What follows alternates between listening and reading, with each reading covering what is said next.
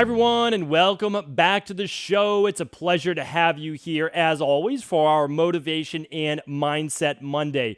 Really excited to be able to go over today's topic, which I think will run a little contrary to how most people speak about success, but in my mind and how I've seen it play out in many of the people that I've worked with in my private practice, and of course, all the people that I've really studied in life, I've seen that there's one main thread that runs through all of those people. And it's very different than, again, what we've been taught to believe success is. You see, most of us have been taught that success is doing more. It's doing extra things. It's maybe looking outside of your life right now, what you're currently doing, and trying to say, what else can I add? But what I learned overseas, and even in terms of health, was very different. So when I studied overseas, and that was about a year of my life, what I found was that a lot of the medicinal methods that I was looking at, Ayurvedic method, traditional Chinese method, all sorts of Taoist-based philosophies, all of these different things that worked with the mind, is that I realized that much of it was a subtractive-based had subtractive-based properties to it, meaning that we didn't always look at what more could we add to this person's life. Oftentimes it was, what does this person have too much of that I need to subtract? That was one of the most amazing things that I was able to see happen right before my eyes, was to watch people inside of these clinics. And these are world-renowned clinics in India, in China, Europe, where people came from all over, Sri Lanka. And I got to see people come in. And they didn't bring a lot of their belongings, right? Because these are places in remote locations. And the food to the treatments, all of these things, the main purpose was, what can we strip away? What can we take out? That is truly how I learned about detoxification and all of its benefits. Yes, I had studied the liver and the kidney and the intestines and all the properties that they bring to it of how the body naturally eliminates toxins. There's no doubt about it. But what happens is, when we begin to accumulate more than our body can use, when we accumulate more from environmental-based toxins that our body can get rid of, it begins to back up the system. And I see the same with our life. So many things in our life right now we simply have too much of. It's too much input from all our different devices, sometimes too many relationships pulling us in different directions, too much work, family obligations, you name it, whatever it is. And those necessarily aren't bad in and of themselves. That's something I just want people to really know. Not all of this is bad. What I want to focus on today is keeping all of the good in our life while detoxing or stripping away the things that are not allowing us to achieve success. You see, success is not always adding more. Success sometimes is a subtractive-based process. It's saying, what are we doing right now in our life that is acting as a roadblock to success? So what I would share with you is this, a couple things. So for example, if you are someone that wants to lose weight, drop a couple pounds, maybe 15, 20 pounds, maybe 30 pounds, right? You know that you could do that. So it's kind of like, well, what's stopping you? Well, you like to stay up a little later at night, right? You like to go out maybe more nights than you should, with friends and have a nice dinner together, have some drinks together. These aren't necessarily bad things, right? Maybe have a snack or so after dinner just to relax your body, get a little less sleep than you should. And because you get a little less sleep and you didn't eat the best or maybe had a little bit of alcohol, well, the next day you don't really feel like moving your body so much. So what happens is these things are preventing you from your end goal, which is having the body that you want, right? So it's not just the body, it's the feeling that goes with that. That's why I always preach about, it's not about the body that you're trying to attain. It's the energy, it's the vitality, it's the zest for life, it's the ambition. You're going to have more of that the closer you are to your natural body weight. Now, again, it's natural for you. And what I'm saying is the things that are holding you back from doing that might be some of the things that you do enjoy. But then we have to decide, well, what's our main priority here? And I would say to you that even if we just cut out a couple, right? Still get to go out with your friends, but maybe you just tell them, listen, this is the journey that I've embarked upon. Maybe someone wants to take this journey with me. We're still going to go out. We're still going to go have a good time. I did this with my own friends, but I cut out the alcohol. And so I said, I don't love the way that I feel the next day after I drink. So what I'm going to do is I'm still going to go out with you. We're still going to have a good time, but I'm going to drink a soda water with a splash of cranberry and a lime. That's what I'm going to drink. And you guys can still drink your drinks. No judgment on my part. We're still going to hang out. We're still going to have a good time. And maybe I won't stay out till 2 a.m. Maybe I'll leave a little bit before that, right? So we can still do some of those things. Now, some people can't. There will be a period of time, and I've spoken about this on a previous podcast I did a while back, where we need to take a sabbatical, and that's okay too. We need to take a 3-week to 6-week sabbatical away from what we were currently doing in order to form the new us. So we need to simply do a true detox, a true elimination. And I talk about this podcast right now because during this fall season, during the September season, I remove a lot from my life. So I do that September detox. For me, I love to do it, but it makes me think it is that 7, 14, or 21-day journey where you're just eliminating. You're saying, listen, for this period, 3 weeks or so, I'm eliminating. And then when I'm done with it, well, then I look at life with a different mindset. Then I get to decide what comes back in. That's the nice part about it. If you do a clean break just for 3 weeks, what happens is you think and you look at life with a different mindset. Then that allows you to say, you know what? Yeah, those late nights, all that alcohol, it wasn't serving me. Or now that I'm at my goal weight, because believe it or not, you can lose 15 pounds in 3 weeks. It's not like you can't by eliminating a lot of these healthy things. And then you can say, and I know that not everyone will. I don't want to say that, but it's very likely that you will lose 10 pounds in 3 weeks if you have 15, 20, 30 pounds to go, right? So let's look at it this way. You've lost some weight. You're feeling better. You say, okay, I am going to go out once a week and do those things. That's a nice compromise. The problem is when you're doing more things than not, more days than not, that don't allow you to achieve your goal, you're not going to achieve your goal. And adding more is not going to help. So again, let's go back to the weight loss analogy. I'll use relationships, I'll use health, I'll use spirituality, I'll use career in just a moment. But if you are still drinking the alcohol, still staying up late, which really changes the cortisol hormones in the body, melatonin hormones in the body, testosterone production in the morning, etc., thyroid production in the morning, what you want to look at is this, is if you're drinking the alcohol, you're staying up late, you're snacking on the couch, whatever it might be, doing more, like more exercise is not the answer. It's simply not the answer. Taking more supplements is not the answer. All those things do is try to add balance then to the negative things that you still have in your life. And again, I'm not saying that you can't every once in a while stay up late, every once in a while have some alcohol, whatever it might be. What I am saying is that if your goals are important to you, the things that you do the majority of the days and the majority of hours in your day are what's going to lead to your results. And that's why I don't want you to continue to add more because we don't have any more time. I don't know anybody with more time, right?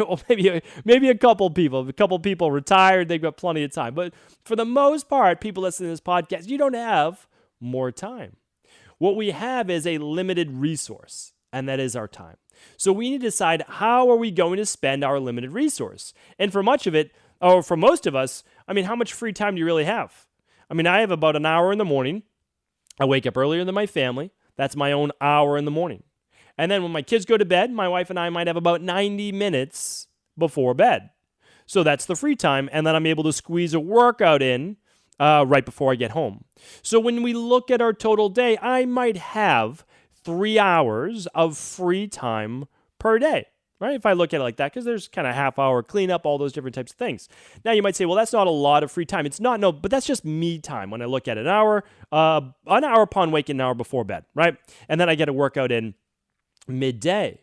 Now, I have other time that I get to do great things with. I love my work, and of course, I love my family. So when I come home at night, I'm still playing with my kids. So it is free time. It's just not the time spent with just me. So when I'm trying to work on my individual goals, well, I can't do that when I'm present with my children.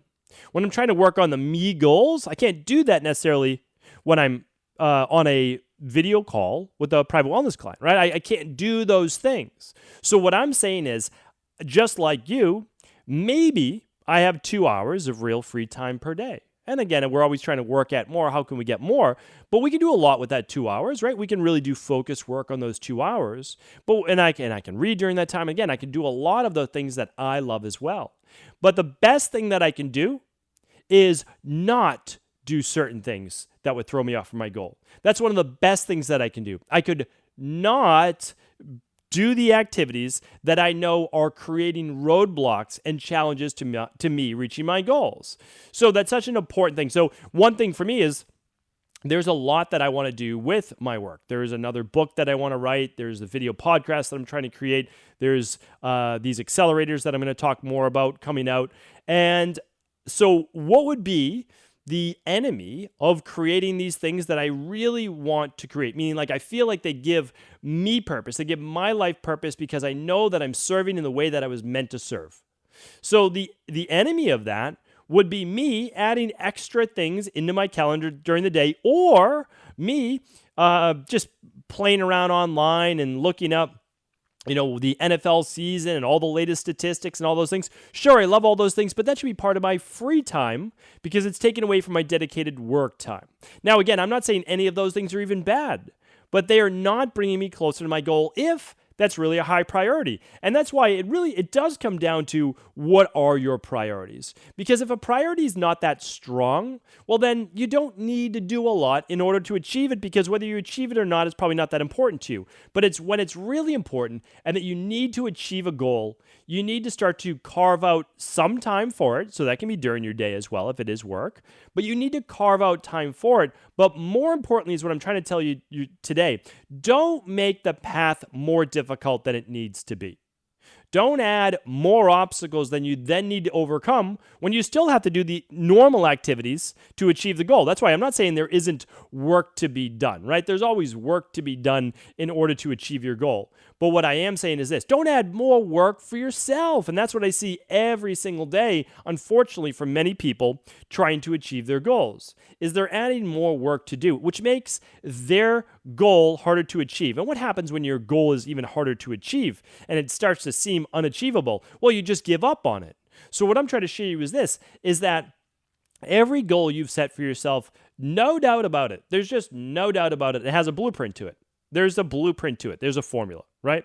So there's a lot of things that we're trying to create in the wellness-based space that have never been done. There's just absolutely never been done. So we're the first person that I know of to be able to ship functional medicine labs all around the world globally. I've never heard of anyone doing that before.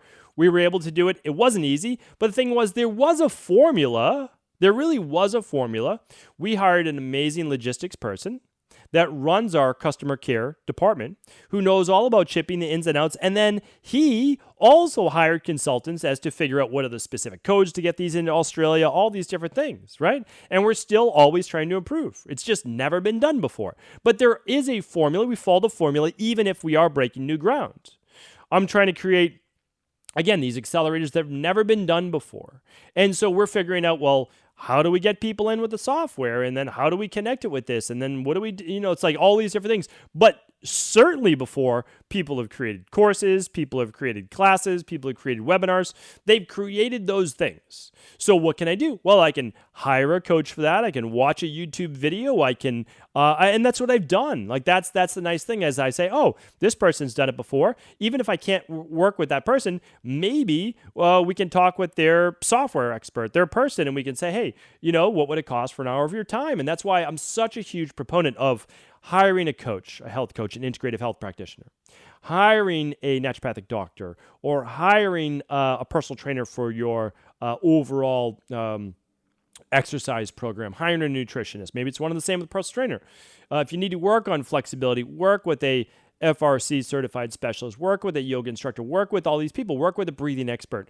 You're beginning to hear me bring on more and more of the experts on my podcast. You'll be listening to my HRV coach. You'll be listening to our health and sciences director at Equilibrium. You'll be listening to my mindset coach, if I didn't already mention that to you. You'll be listening to all of these different people that I seek out myself personally, and I pay them. I mean, that's the thing, is I make sure that I say, listen, I value your time, but also I value my time. I'm willing to invest in you, and I also feel this is like, especially when it is an investment, and I know that not everyone, and I'll get to that in a second, I know not everyone can afford hiring coaches and all those things, but here's the other thing, and I couldn't either, right? It's like, this is me talking 20 plus years later. I couldn't do these things either, right? But what I could do was I could get started. So I'm going to share that in just a second, but I want you to know this, is that when you put some skin in the game, as they call it, when you give money to someone else, you're saying, okay, I don't want to waste that money. Or when you even buy a book or buy a course or buy a software or buy a certification, you're investing and you don't want to lose your money. And so that's kind of like, okay, well now there's a little bit of the onus on you to actually get started, right? That's a big thing. Well, what if you can't hire the coach? Well, that's okay. That's all right. Buy the book. That's the least expensive. Or for free, listen to the podcast. Like even this podcast. You have issues with your digestion? If you go to stephencabral.com/podcast, we have a whole category just on digestion. You have issues with your thyroid? Okay, I have a whole category just on your thyroid. You have issues with trying to figure out your body type, whole category in Ayurveda. And I could go on and on. We're creating one for intermittent fasting, which is the truth about intermittent fasting, right? Because so much of it isn't, right? So much of it is just, oh, this is what I did, it worked for me. No, we don't want to do that path. Okay, that's fine for some, but that doesn't work for everyone. So the other great thing about is really diving in deep with a book, a course, a certification, or hiring a coach is that they'll also give you the things not to do. They're by basically saying these are the things to do, cancel out the rest. Cancel out the rest. Because it goes back to the 80-20 principle, meaning that 20% of what you do, 20% of all that you do, 20% of the actions you take gets you 80% of the results. That's what you need to do first. That is honestly, that's why when people are trying to lose weight, well, what do you need to do? Oh, you do need to make sure you've got a good nutrition plan going on. And you should move your body a little bit. That's what they say first. Yeah, I agree. But then what about all the people, blood sugar dysregulation, hormone dysregulation, sleep issues, like all of the things that also affect it? Well, okay, yes, then we need to work on that. But at least do a 21-day detox, do the 21-day Fatlocity, do a program for whatever you would like. And if you do hit a plateau, okay, then take it to the next level. Do the initial work. If you do get frustrated, there's a next level. There's an answer for everyone. There's no doubt about it. But again, I'm going to go back to this. A good coach, a good blueprint will show you what to remove, and that's just as important. Never forget, that is just as important, if not more important from what I've learned overseas in order to get to your goals. Because as they say in the fitness industry, you can't out-train a bad diet. It's just not going to happen. You can get on a treadmill for 2 hours a day. Maximum, like let's say you've been doing that now for 6 months. Maximum in an hour, you might burn 500 calories, 500 to 600 if you've been doing this for 6 months or so. Your body's adjusted to that. Maybe if you were 200 pounds, you might burn 800 calories, like maybe. So what are we looking at? I mean, somewhere between 1,000 and 1,500, 1,600 calories. Okay. As I just talked about on a podcast a couple weeks ago, I had this it wasn't even bad food. It wasn't even a cheat meal. But I ate food when I was on the run, and it was about 1,300 calories. And that was just from one meal. You cannot out-train a bad diet. So what I would like to share with you is this, is that if you are looking, and if your goals are really a priority for you, I want you to take a true assessment of your life. I want you to decide what it is in your life that may be holding you back from achieving that goal. Maybe it is, maybe it's not. But we're going to put them to the test. What are those things that may be holding you back? We already talked about it in terms of weight loss. The junk food, the eating after dinner, the lack of sleep, which doesn't give you energy for the next day, right? Throws off your hormones, throws off cortisol, melatonin, thyroid, etc. Right? So we know those things. And what we want to do is we want to say, well, can we reverse engineer this now? Even if it's just for, like I said, 3 to 6 weeks. Can you get to bed earlier? Right? Can you stop eating after dinner? Can you eliminate the alcohol for 3 weeks? And then what would that do? And then just test it out. You can even just test out one at a time, but I will tell you this. If you start with a clean slate and you eliminate as many of the obstacles holding you back from your goals at one time, there's the compound effect. And again, I saw this over and over overseas. When people go through Panchakarma and Ayurvedic clinics, it is a complete just removal, as fast a process as possible to remove toxins from the body. They do this in a lot of the Gerson institutes as well for an alternative cancer-based therapies. So what are they doing? Well, what they're doing is really removing things as fast as they can from the body. And what that allows then for is for the body to truly do what it's supposed to do, and that's to begin to rejuvenate. So if it can begin to rejuvenate at a much faster rate, well, it allows you to heal at its maximum potential.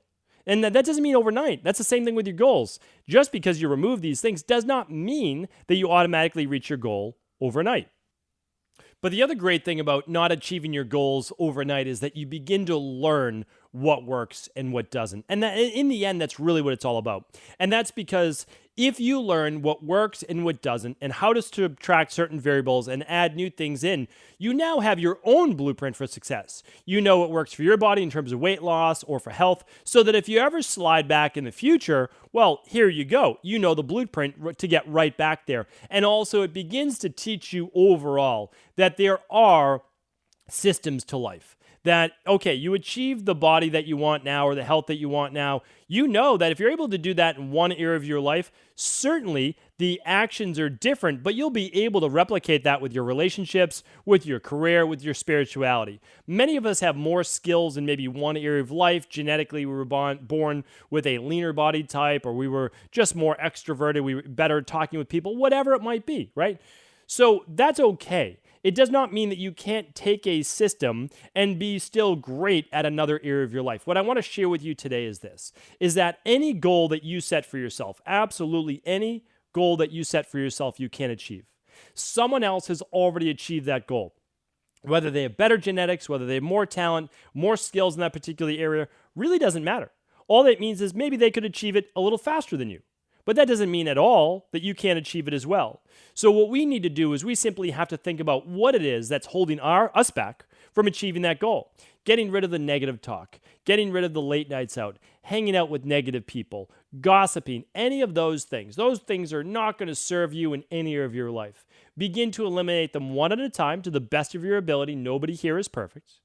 Or try to go for that clean slate. Write them all down. Try to become more aware. Catch yourself when you're doing those certain things. One last thing I want to share with you is this, is that we truly, as people that want to live our life to our best potential, that's really what it's all about. We want to make ourselves worthy of achieving that goal. Success attracts success. We need to work more on ourselves. We need to work on being the type of person that where that success, that goal is automatically attracted to us. So often that we think that we need to always visualize, always try to take the actions in order to achieve that goal. And that there's something to that. There's no doubt about it. But really what we need to do is act as the person that would be worthy of achieving that goal. If you think of a person that's in great shape, in great health, that has great relationships, you need to act as the person that does the things that are in great health, doesn't do the things that would lead to poor health. You need to do the things that would lead you to having that body. But you also have to remove the things that would not allow for that body. Same with relationships. Negative talk, putting down your partner, whatever it might be, that's not going to lead to great relationships. So you can't then try to make up for it afterwards. Sure, yes, you should do that as well. But what we need to do is the things ahead of time. We need to be worthy. We need to act as if we've already achieved that goal. If you can keep that in your mind, you are not far off from achieving everything you've set your mind to. Thank you so much for tuning in to today's Mindset and Motivation Monday. It's always a pleasure to be able to speak with you on these Monday shows. I absolutely do love joining you here today. And of course, if this show was helpful, please do pass it along to anyone you believe it could serve.